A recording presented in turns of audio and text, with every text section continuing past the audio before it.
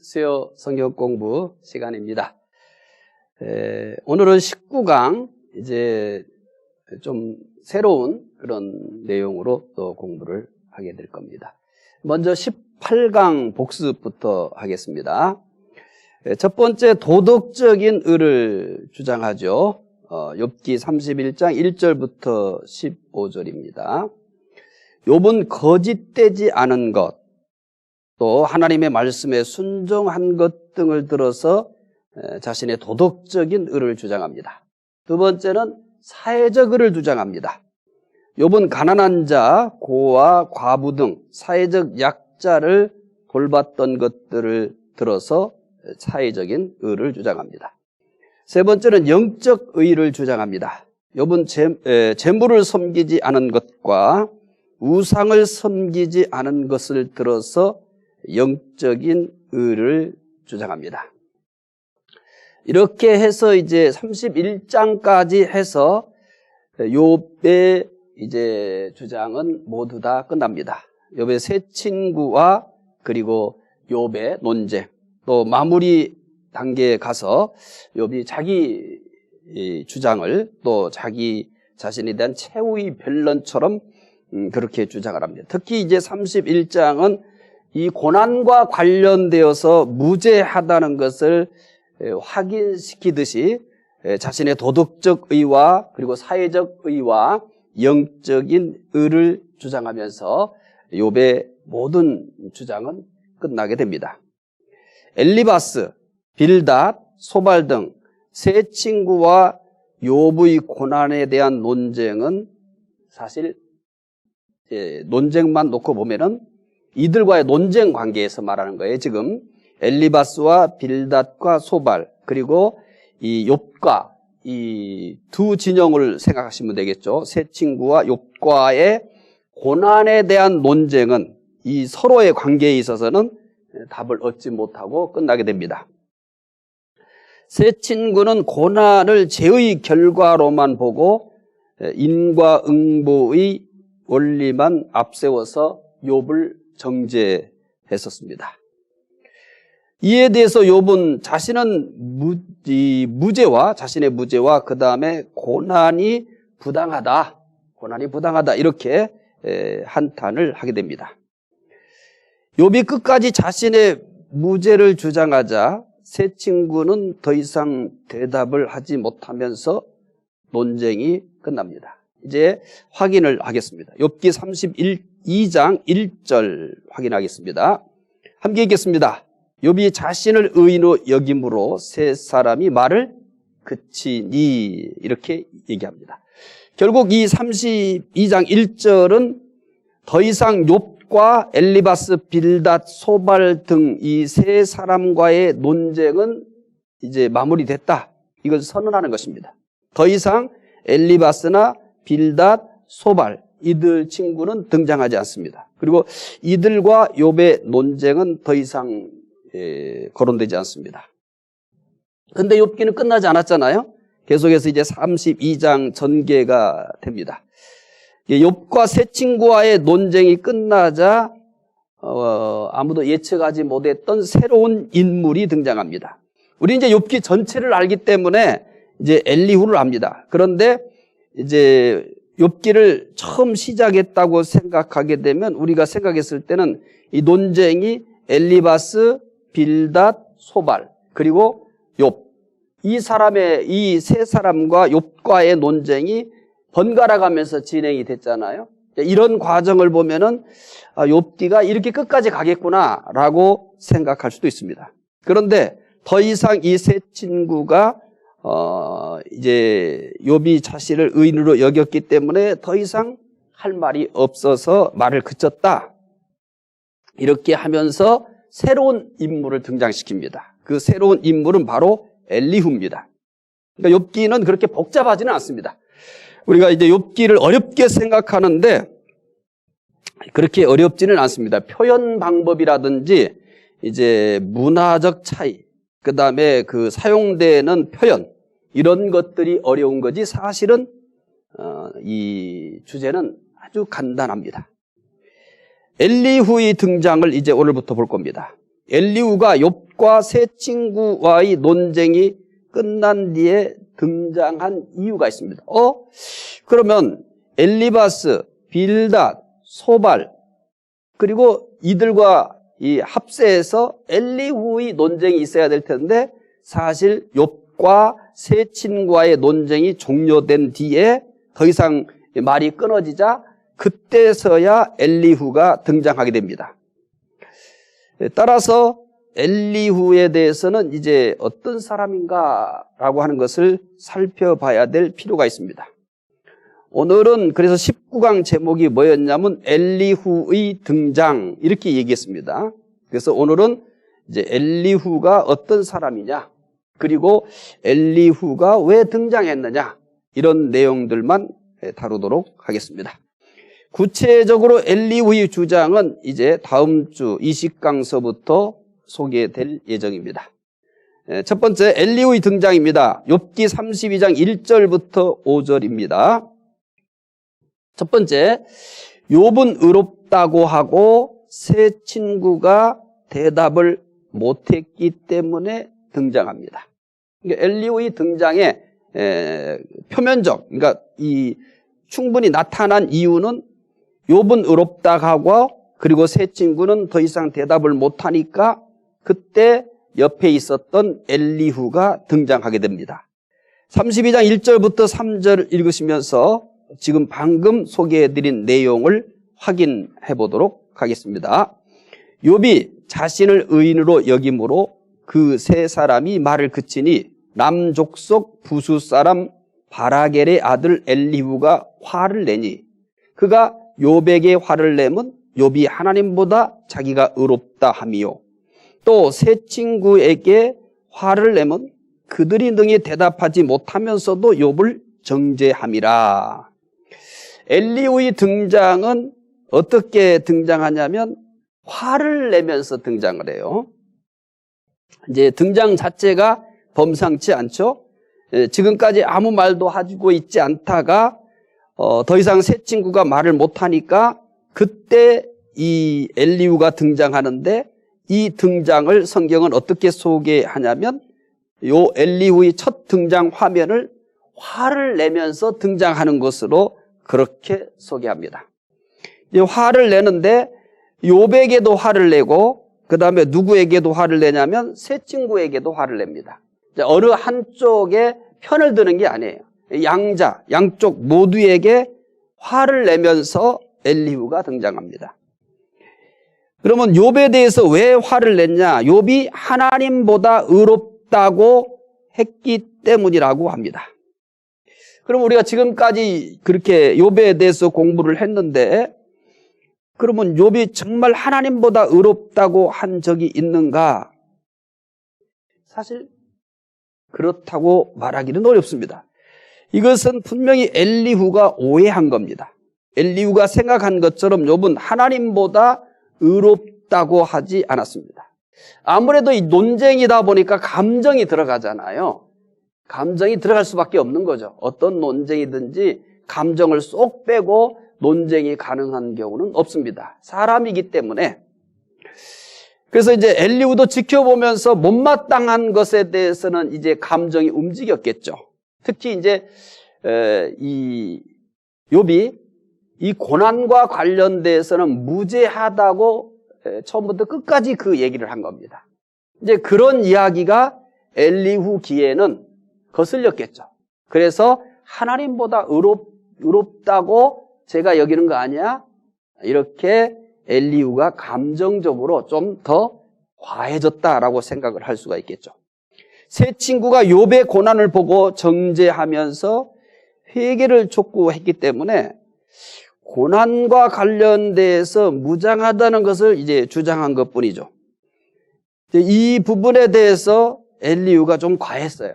그래서 욥에 대해서 화를 낸 것은 하나님보다 의롭다고 한 거라고 생각을 한 거예요.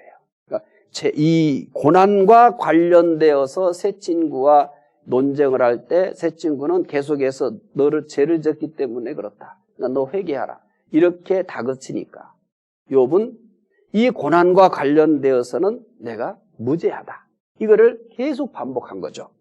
이제 그러다 보니까 이 엘리후 입장에서는 계속해서 고난과 관련돼서 무죄하다고 하는 것인데 하나님보다 의롭다고 하는 것으로 이제 귀에 들렸던 것 같아요.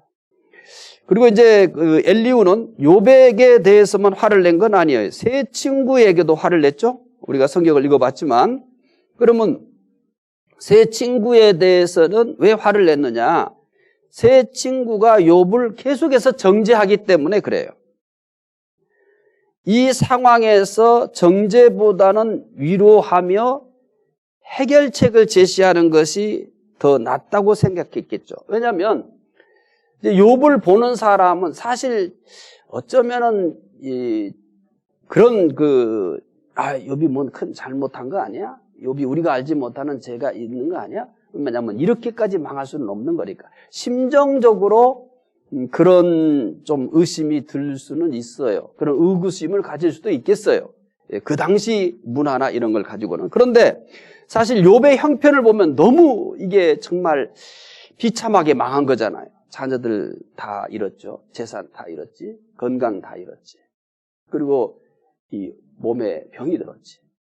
그러니까 죽은 목숨이나 다를 바가 없는 거예요. 그러니까 그런 상황을 봤을 때는 심정적으로 우리가 알지 못하는 뭔 죄가 있어서 그렇게 된 건 아니야? 이런 의구심이 들 수 있을지라도 이렇게까지 망했기 때문에 사실 끊임없이 그렇게 정죄한다는 것은 그렇게 쉽지 않습니다. 그러니까 엘리후는 그런 부분에 대해서는 세 친구보다는 낫지 않았는가 그런 생각이 들어가요. 그래서 세 친구가 욥을 정죄한 것에 대해서 화를 냈던 것입니다. 자, 두 번째입니다. 세 친구보다 엘리후가 어리기 때문에 나중에 정죄하겠다. 두 가지 이유입니다. 왜 엘리후가 이 세 친구와의 논쟁이 끝나고 더 이상 이 친구들이 말할 수 없을 때 그때 등장했느냐라고 하는 것에 대해서 두 번째는 세 친구보다 어리기 때문이다. 이제 그 다음에 등장한 것은 세 친구가 더 이상 이제 말을 하지 못하니까 등장한 거고, 그 다음에 두 번째 이유는 세 친구보다 엘리후가 어리기 때문이에요. 성경 확인해 봅시다. 욥기 32장 4절, 엘리후는 그들의 나이가 자기보다 여러 해 위이므로 욥에게 말하기를 참고 있다가. 그러니까 엘리후가 왜 이렇게 등장했느냐 했을 때 첫 번째 이유는 더 이상 세 친구가 말을 못하니까 이제 엘리후가 등장한 거고, 그러면 그때까지 왜 이렇게 참고 있었느냐 하니까 세 친구들보다는 엘리후가 어려요. 그러니까 이 세 친구가 훨씬 연장자인 거예요. 그래서 거기에 끼어들지를 않았습니다. 그 당시에도 연장자를 존경하는 풍습이 있던 것으로 보입니다. 물론 연장자를 존경하는 것은 당시나 우리나라만의 풍습은 아닙니다. 성경의 가르침이기도 합니다. 레위기 19장 32절 우리가 읽어보도록 하겠습니다. 함께 읽겠습니다. 너는 샌머리 앞에서 일어서고 노인의 얼굴을 공경하며 내 하나님을 경외하라. 나는 여호와니라. 이렇게 그 연장자에 대해서 공경하는 것은 신구약 성경 모두 동일하게 가르치는 예법입니다. 그러니까 인간과 인간의 관계에서 연장자를 공경하는 것은 기독교의 기본적인 그 예의죠. 물론 요즘에는 우리가 이제 그 탈권위 시대, 이건 권위가 아니에요. 사실은 권위의 문제가 아니고 인간관계의 문제인 겁니다. 그러다 이제 탈권위의 영향도 있고 절대 기준, 이것이 사라지다 보니까 이런 부분들이 점점 무너지고 있다, 이렇게 봅니다. 물론 이제 세상이 이렇게 변하고 있지만은 성경의 가르침은 여전히 변하지 않습니다. 그러니까 세상이 탈권위 시대이고 절대 기준이 무너져가는 이때이기 때문에 연장자에 대한 공경이 이전만 못하고 점점 사라져 가지만은, 그러나 기독교의 성경에 가르치면 이 세상이 어떻게 변하든지 그것과는 상관없이 이 말씀은 우리가 잘 따라야 될 내용입니다. 아무튼 이 엘리후는 이 세 친구가 더 이상 말을 못하자 등장을 했고, 그럼 왜 이렇게 말을 못할 때사 등장했냐 하니까 엘리후가 세 친구보다 나이가 어렸다. 그러니까 연장자들에 대한 예우죠. 그래서 그 논쟁에 끼어들지 않았습니다. 자, 그럼 두 번째는 엘리후를 소개하겠습니다. 자, 엘리후가 왜 이 끝에 나중에사 욥과의 논쟁에서 등장했느냐라고 하는 얘기를 간단하게 살펴봤습니다. 이제 이렇게 살펴볼 수밖에 없는 이유가 뭐냐면, 간단하고 뭐 복잡한 그 얘기는 아니지만 이제 시작 자체가 욥의 세 친구와 욥과의 논쟁이었기 때문에 이게 계속 진행되는 거 아니냐 했는데, 갑자기 예기치 않게 엘리후가 등장했기 때문에, 그러면 엘리후는 왜 이렇게 뒷부분에 가서 등장했느냐, 세 친구와의 논쟁이 끝난 뒤에 등장했느냐라고 하는 것은 해결하고 가야 될 것 같아서 엘리후의 등장 이유를 살펴봤습니다. 두 번째는 엘리후를 소개하려고 합니다. 왜 그러냐면 이제 이후부터 엘리후의 주장이 계속 나오게 됩니다. 그래서 엘리후 어떤 사람이냐 간단히 살펴봐야 될 필요가 있겠습니다. 자, 먼저 이름의 뜻입니다. 엘리후는 그는 나의 하나님이라는 뜻입니다. 그는 나의 하나님.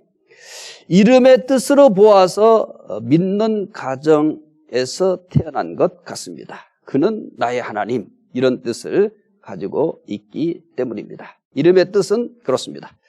두 번째, 가족입니다. 가족, 32장 2절 읽어보도록 하겠습니다. 가족이 잠깐 간단하게 소개되어집니다. 읽어보겠습니다. 남족속 부수 사람 바라겔의 아들 엘리후가 화를 내니 그가 욥에게 화를 내면 욥이 하나님보다 자기가 의롭다 하며, 엘리후의 가족을 간단하게 소개하죠. 남족속 부수 사람 바라겔의 아들, 이렇게 소개합니다. 엘리후는 남족속 부수 사람 바라겔의 아들입니다. 부수는 욥이 살던 우수와 연관이 있는 것으로 추측이 됩니다. 따라서 우수에 살던 욥과 친분이 있는 것으로 그렇게 여겨집니다. 뭐 그 이상 더 알기는 어렵습니다. 그래서 간단하게 부수는 우수와 연관이 있는 것으로 추측입니다. 뭐 이 부수에 대해서 알 수 있는 길이 없기 때문에 그 정도 선에서 추측을 합니다. 따라서 이제 우수에 살던 욥과 친분이 있었던 것으로 그렇게 여깁니다. 엘리후의 아버지를 누구라고 소개했냐면 바라겔이다, 이게 바라겔이다 했어요. 하나님이 축복하셨다, 이런 뜻을 가지고 있습니다. 하나님이 축복하셨다. 엘리후의 이름이 그의 아버지 바라겔의 이름으로 보아 엘리후의 이름과 그 다음에 그 아버지 바라겔의 이름으로 보아서 믿음의 가정인 것으로 보여집니다. 자, 세 번째입니다. 엘리후가 주장하는 근거. 자, 이제 엘리후가 주장하는 근거가 먼저 나옵니다. 이제 이후에 엘리후가 주장하는 내용들이 이제 쏟아져 나올 텐데, 그거에 앞서서 엘리후가 자기 주장을 하기에 앞서서 나는 이런 것에 근거해서 이야기를 하겠다. 밝힙니다, 먼저. 나는 이런 근거에 의해서 얘기하겠다. 그래서 세 번째, 엘리후가 주장하는 근거입니다. 욥기 32장 6절부터 10절입니다. 엘리후는 욥과 세 친구가 논쟁을 할 때 끼어들지 않았습니다. 그 가장 중요한 이유가 뭐라고 얘기했어요? 그들은 모두 자기보다 연장자였기 때문입니다. 할 말이 없어서 그런 게 아니에요. 연장자였기 때문입니다. 32장 6절 읽어보겠습니다. 본인이 직접 이런 내용을 밝힙니다. 32장 6절, 부수 사람 바라겔의 아들 엘리후가 대답하여 이르되 나는 연소하고 당신들은 연로함으로 뒷전에서 나의 의견을 감히 내놓지 못하였더라. 당시에 연장자와 그렇지 않은 사람과의 관계가 어느 정도였느냐 하는 문화를 읽을 수 있는 그런 내용입니다. 그래서 이제 이 세 친구가 훨씬 더 연장자였고 이 엘리후는 연소했기 때문에 그들이 논쟁하는 가운데 끼어들지는 못한 거죠. 그게 그 당시의 문화였고 연장자에 대한 예우였던 거니까 할 말이 없어서 그런 건 아니에요. 내가 이들의 얘기를 나중까지 지켜본 다음에 그런 의도가 아니고 연소했기 때문에 세 친구가 연장자고 연소했기 때문에 그들이 논쟁을 진행하는 동안에는 이렇게 얘기하죠. 나의 의견을 감히 내놓지 못했다. 이렇게 얘기합니다. 이 부분 간단한 표현이지만은 욥이 살던 그 시대의 인간관계의 한 측면을 볼 수 있는 거죠. 연장자에 대해서 그 당시 어떻게 대우를 했느냐라고 하는 것을 볼 수 있는 거죠. 그러니까 함부로 연장자와 말하는데 끼어들 수 없을 만큼 그렇게 조심스러운 관계였다라고 하는 겁니다. 욥과 세 친구의 논쟁을 들으며 이제 기대를 하고 있었겠죠. 왜냐하면 자기보다 연장자들이니까. 그래서 이제 끼어들지 않고 이 연장자들과 논쟁하는 것을 보면서 이 논쟁이 어떻게 끝날까? 이 어른들은 어떤 대답을 내놓을까? 이게 기대하고 있었습니다만은 기대와 달리 이 세 친구는 아무런 답을 내지 못했습니다. 더 이상 말을 중단해버리고 맙니다. 그 결과 엘리후는 나이가 많고 경험이 많다고 지혜로운 것이 아님을 깨달았습니다. 엘리후는 이 논쟁에 끼어들면서 자신이 주장하는 근거를 밝힙니다. 그래도 이렇게 얘기하면서도 막무가내 얘기를 하지는 않아요. 그래도 최소한의 이 마지막 세 친구가 더 이상 말을 못하자, 연장자들이 말을 못하자 엘리후가 자기 의견을 발표하는데도 불구하고 그 내용을 말하기 전에 내가 어떤 근거에 의해서 이렇게 말을 한다라고 하는 것을 밝힙니다. 그게 32장 8절입니다. 읽어봅시다. 그러나 사람의 속에는 영이 있고 전능자의 숨결이 사람에게 깨달음을 주시나니, 이렇게 8절만 살펴봤습니다만은 사람의 속에는 영이 있고 전능자의 숨결이 사람에게 깨달음을 준다, 이렇게 얘기합니다. 엘리후는 전능자의 숨결, 즉 하나님의 영이 깨닫게 해야 지혜로울 수 있음을 말합니다. 엘리후는 하나님의 영이 주는 깨달음을 근거로 주장하겠다. 이제 앞으로 자기가 하는 이야기는 그냥 내가 막 감정적으로 내가 마음대로 그렇게 경험을 근거해서 그렇게 얘기하는 게 아니라 여기에 있는 것처럼 하나님의 영이 주는 깨달음을 근거로 얘기를 하겠다라고 하는 것을 먼저 밝히는 겁니다. 그래서 엘리후는 자기의 주장하는 근거를 하나님의 영이 주는 깨달음, 이거에 근거해서 얘기를 하겠다라고 얘기를 합니다. 사실 이제 우리가 이 주장에 대해서는 다음 주부터 자세히 살펴보겠습니다만은 이분이 신앙 훈련을 제대로 받을 수 있었겠습니까? 오늘 우리는 그나마 이제 성경이라든지 여러 가지 많은 그런 주제들을 가르고 훈련을 받습니다. 그러니까 얼마든지 우리는 이 부분에 있어서 엘리후의 대답보다도 훨씬 더 나은, 더 높은 수준의 그런 말을 할 수 있어야 되겠죠. 근데 이런 사람도 이렇게 어떻든 100% 이렇게는 안 합니다만은 이제 나중에 다 이 내용을 살펴봅니다만은 그런데도 기본적인 자세가 뭐냐면 하나님의 영이 주는 깨달음을 근거로 얘기를 하겠다라고 이렇게 얘기를 해요. 그의 뒤에 있는 얘기들이 100% 그렇지는 않습니다만은 그래도 기본적으로 그런 자세를 가지고 있죠. 참 대단한 겁니다. 우리도 이 부분만큼은 염두에 두는 것이 참 좋습니다. 가장 우리가 실수를 많이 하는 것이 뭐냐면 말에 대한 실수이고요. 우리가 이제 7주의 말씀 잔치를 이제 하게 되는데 이제 거기서 다룰 내용 중에 하나가 뭐냐면 상처입니다. 이제 상처인데 그 상처에 대한 자료들을 쭉 이제 수집하고 또 이런저런 책들을 읽으면서 발견한 게 뭐냐면 사람이 상처를 가장 많이 받는 게 말이랍니다. 말. 제일 많이 받는 게 말 때문이라는 겁니다. 그래서 성경은 말에 대해서 굉장히 자주 언급을 하죠.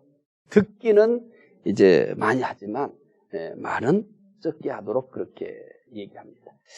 말을 굉장히 조심하도록 성경은 끊임없이 교훈해 주는 겁니다. 말에 실수가 많기 때문에 그런 거고, 실제 이 자료에 의하면 아까 말씀드린 것처럼 사람이 뭐 때문에 제일 많이 상처를 받냐면 말 때문에. 그러니까 그 말 때문에 제 실수를 많이 한다고 생각하면 내 입장에서는 실수고 상대 입장에서는 상처가 되는 거죠. 근데 또 이 상처를 받았다는 사람은 많은데 말로 상처를 제일 많이 받는다라는 얘기는 나도 말 때문에 상처를 많이 받지만 반대로 또 나의 말 때문에 상처를 입는 사람들도 많다, 이 얘기가 되는 겁니다. 그래서 말에 대해서 우리가 잘 절제하고 훈련을 할 수 있어야 되겠고, 여기에 있는 이런 자세들을 늘 염두에 두면은 말의 실수를 줄일 수 있지 않을까. 말의 실수가 없다는 것은 불가능하고 말의 실수를 줄일 수 있을 거고, 또 의도치 않지만은 말로 인해서 상처를 주는 일들이 생기거든요. 그 상처를 전혀 안 주면 좋겠지만 나는 상처 주려고 하는 말은 아니에요. 그런데 상대가 상처를 받는데 어떻게 하겠습니까? 그래서 그것도 역시 상처를 주지 않도록 하기 위해서는 아주 안 줄 수는 없는데 말을 조심하는 것, 그게 제일 좋겠죠. 자, 엘리후가 자기 주장의 근거로 어떤 얘기를 했다고 말씀을 드렸어요. 엘리후는 하나님의 영이 주는 깨달음을 근거로 앞으로 주장하겠다, 이렇게 얘기합니다. 네 번째, 엘리후의 주장의 필요성입니다. 32장 11절부터 22절이죠. 엘리후는 자신이 논쟁에 끼어들 수밖에 없는 필요성을 얘기해요. 그러니까 논쟁의 근거는 뭐라고 얘기하냐면 하나님의 영이 주는 깨달음을 근거로 이제 얘기를 하겠다, 이렇게 얘기해요. 그러면서 또 자신이 논쟁에 끼어들 수밖에 없는 그 필요성을 또 설명을 해요. 상당히 좀 예의가 있죠. 그럴 수밖에 없는 게 당시 문화를 우리가 읽을 수 있는 거예요. 그러니까 연장자에 대한 조심성을 우리가 볼 수 있는 거죠. 32장 11절부터 12절이 그 내용입니다. 함께 읽겠습니다. 보라, 나는 당신들의 말을 기다렸노라. 당신들의 슬기와 당신들의 말에 귀 기울이고 있었노라. 내가 자세히 들은즉 당신들 가운데 욥을 꺾어 그의 말에 대답하는 자가 없도다. 어떻게 했다고 얘기합니까? 보라, 나는 당신들의 말을 기다렸다. 그리고 또 뭐라고 얘기합니까? 당신들의 슬기와 당신들의 말에 귀를 기울이고 있었다, 이렇게 얘기합니다. 이제 본인이 말할 계획은 없었던 거예요. 기다렸다는 거예요. 당신들의 말을 기다렸고 당신들의 슬기와 당신들의 말에 귀를 기울였다.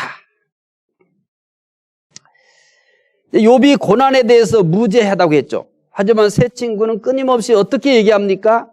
기계적이고 현세적인 인과응보에 근거해서 욥을 정죄하는 것, 이것만 반복합니다. 그러니까 이 세 친구와의 논쟁이 길게 펼쳐져 있습니다만 요지는 세 친구 다 똑같아요. 이 고난에 대해서 욥의 현재 고난에 대해서 이거는 분명히 죄를 진 것이다. 그러니까 회개하라, 이 얘기입니다. 그러니까 고난을 뭘로만 해석한 거냐면 죄에 대한 결과로 본 거예요. 그러니까 회개하라. 이게 세 친구가 가지고 있었던 똑같은 얘기예요. 그래서 이 기계적이고 현세적인 인과응보의 근거에서 욥을 정죄하는 것에만 반복을 한 겁니다. 그러다가 더 이상 대답을 하지 못하는 것을 보고 엘리후가 이 논쟁에 끼어든 겁니다. 욥이 고난에 대해 무죄하다고 하지만 세 친구는 인과응보에 근거해 정죄만 하다 더 이상 대답을 하지 못하게 됐습니다. 이 모습을 보고 엘리후가 자신이 말하지 않을 수 없게 되었다. 이렇게 얘기를 하는 것입니다. 내가 왜 당신들이 연장자인데 내가 왜 이제 이 논쟁에 끼어드느냐라고 하는 것은 바로 이 부분입니다. 욥은 끊임없이 무죄하다고 하는데 세 친구는 똑같이 더 이상 말하지 못할 때가 될 때까지 인과응보의 근거에서 정죄만, 똑같은 말의 반복입니다. 그러니까 지켜보니까 더 이상 다른 새로운 말이 나올 수가 없겠죠. 또 이 세 친구가 말을 중단한 것도 뭐냐면 계속해서 똑같이 소발은 이제 2번 논쟁을 하고 이 나머지 이 두 사람은 결국은 3번이나 반복해서 논쟁을 한 거 아니겠어요? 그런데 결국은 똑같은 말을 3번씩이나 반복하고 있는 거죠. 그래서 세 친구도 더 이상 뭐 똑같은 얘기를 자기들이 하고 있고 욥도 똑같은 말을 지금 하고 있고 그러니까 더 이상 이제 논쟁을 하지 않고 종료를 한 겁니다. 그러니까 이 부분을 놓고 엘리후가 얘기를 하는 거죠. 왜 욥에 대해서 정죄만 하느냐? 그리고 욥에 대해서 뭐라고 얘기했어? 넌 왜 하나님보다 의롭다고 하느냐? 이렇게 얘기한 거죠. 그러면서 엘리후가 이 논쟁에 드디어 끼어들게 되는 것입니다. 자, 오늘은 여기까지 간단하게 엘리후의 등장 부분에 대해서만 살펴봤습니다. 다음 주에 이제 엘리후가 주장하는 내용들을 구체적으로 살펴보도록 하겠습니다. 자, 19강 복습하겠습니다. 첫 번째 엘리후의 등장입니다. 32장 1절부터 5절이죠. 욥은 의롭다 하고 세 친구가 대답을 하지 못했기 때문에 등장을 합니다. 두 번째는 세 친구보다 엘리후가 어리기 때문에 나중에 등장했습니다. 두 번째 엘리후의 소개입니다. 이름의 뜻입니다. 엘리후는 그는 나의 하나님이다 이런 뜻입니다. 두 번째 가족은 엘리후는 남족속 부수 사람 바라겔의 아들입니다. 세 번째 엘리후가 주장하는 근거, 이제 오늘은 엘리후의 내용이 안 나왔습니다. 엘리후가 앞으로 주장하는 그 내용들의 근거를 본인 입장에서 얘기를 하는 거죠. 엘리후는 전능자의 숨결, 즉 하나님의 영이 깨닫게 해야 지혜로울 수 있음을 말합니다.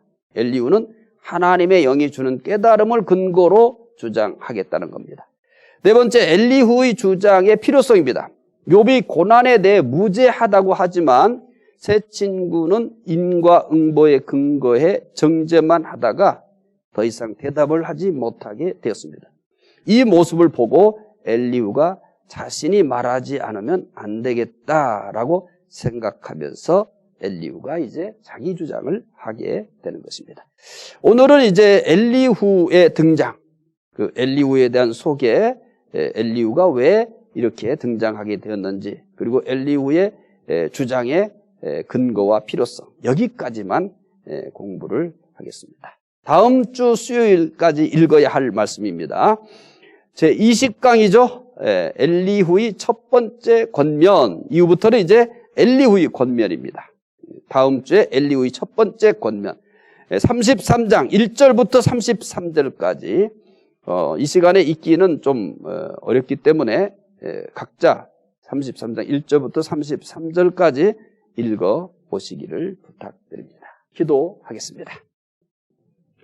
하나님 감사합니다. 오늘 저희들이 이제 19강 엘리후의 등장에 대해서 살펴봤습니다. 하나님, 엘리후는 자기의 주장을 하나님이 영이 주는 깨달음을 근거로 주장하겠다고 합니다. 이 자세만큼은 우리가 잘 기억할 수 있게 도와주시기 원합니다. 우리가 살면서 말에 실수가 제일 많고 말 때문에 상처를 주기도 하고 상처를 받기도 합니다.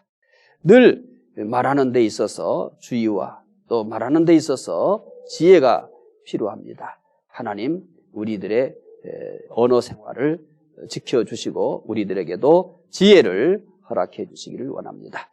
또 이제 코로나19 백신 접종이 시작이 됩니다.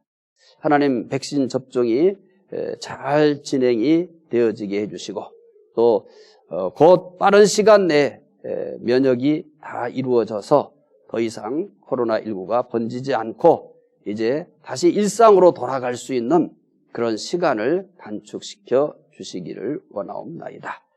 다음 주 시간까지 하나님 또 우리 중부교회 가족들을 지켜주시고 말씀을 사모하게 해주시고 말씀을 배울 때마다 또 깨달음이 늘어갈 수 있도록 도와주시기 원합니다. 감사하며 예수님 이름으로 기도드리옵나이다. 아멘.